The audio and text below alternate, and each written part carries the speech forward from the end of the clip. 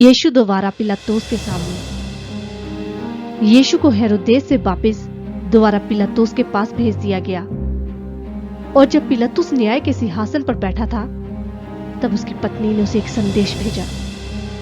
आप उस धर्मी आदमी के मामले में हाथ न डालना, क्योंकि आज रात मैंने सपने में उसके कारण बहुत दुख उठाया है। यह सुनकर पिलातुस ने यीशु को छोड़ देना चाहा।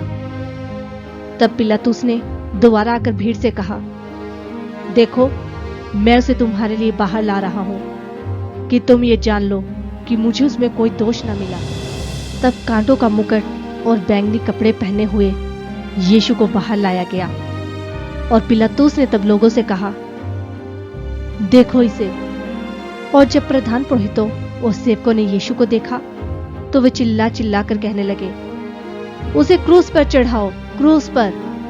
पिलातुस ने उनसे कहा, इसे ले जाओ और तुम ही दो इसे मृत्यु दंड, क्योंकि मुझे तो इसमें कोई दोष नहीं मिला।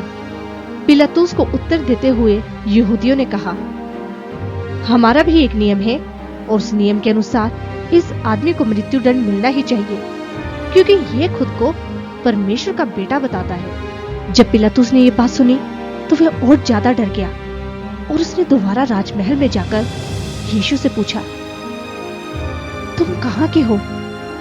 मगर यीशु ने उसे कोई जवाब न दिया। तब पिलातुस ने यीशु से कहा, तुम बोलते क्यों नहीं हो? क्या तुम नहीं जानते कि मुझे यह अधिकार है कि या तो मैं तुम्हें मुक्त कर दूं या मृत्यु दंड दे दूं? यीशु ने उत्तर दिया, यदि तुम्हें ऊपर से न दिया जाता तो तुम्हारा मुझ पर कोई अधिकार न होता। इसलिए जिसने मुझे तुम्हारे हाथ पकड़वाया है, उसका अपराध ज्यादा है। उस समय परंपरा के अनुसार हर साल त्योहार के दिन राज्यपाल उस बंदी को छोड़ दिया करता था जिसे लोग चाहते थे।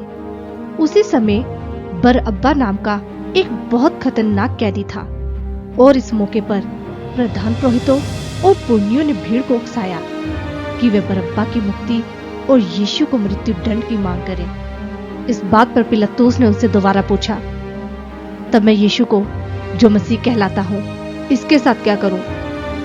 तब उन सभी ने एक साथ कहा, उसे क्रूस पर चढ़ाया जाए। पिलातुस ने उनसे पूछा, मगर क्यों?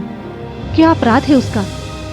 मगर वे सब और अधिक चिल्लाने लगे और कहने लगे, उसे क्रूस पर चढ़ाया जाए, क्रूस पर। जब पिलातुस ने देखा कि मामला सुलझने की बजाय और बिगड़ता जा रहा है, तब उसने भीड़ के सामने अपने हाथ धोते हुए कहा, मैं इस निर्दोष आदमी के लहू का दोषी नहीं हूं, अब तुम ही जानो। मगर लोगों ने उत्तर दिया, इसके लहू का दोष हम पर और हमारी संतान पर हो। और तब पिलातुस ने क्रूस मृत्यु दंड के लिए यीशु को उनके हाथों में सौंप दिया।